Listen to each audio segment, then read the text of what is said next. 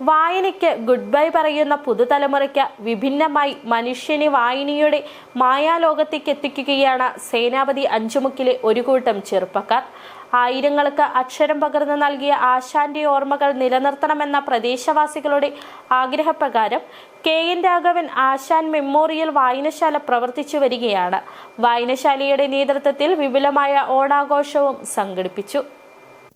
1958 കൊടിയേറ്റക്കാരനായി സേനാപതി അഞ്ചുമുക്കിലെത്തിയ KN Raghavan ആശാൻ 1960 ആശാൻ കളരി സ്ഥാപിച്ച കുട്ടികളെ എഴുത്തിനിരുത്താൻ ആരംഭിക്കുകയും സേനാപതി, ശാന്തൻപാറ, രാജകുമാരി, ഉടുമ്പൻചോല എന്നീ പഞ്ചായത്തുകളിൽ നിന്നായി 10,000-ഓളം കുട്ടികളെ അക്ഷരം പഠിപ്പിച്ച ആശാൻ 1998 വരെ ഈ ഉദ്യമം തുടർന്നു.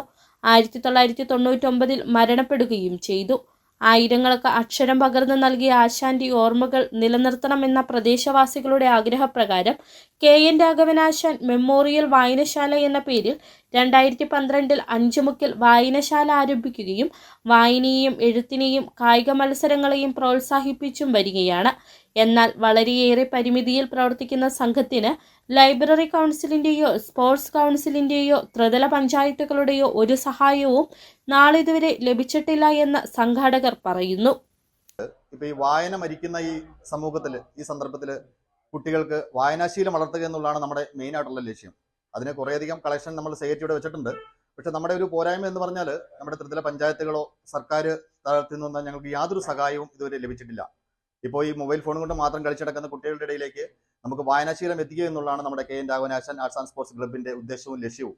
എല്ലാ വർഷവും നാടിന്റെ ആഘോഷമായി അത്തം മുതൽ തിരുവോണനാൾ വരെ വിപുലമായ ഓണാഘോഷ പരിപാടികൾ നടത്തി വരാറുണ്ട്.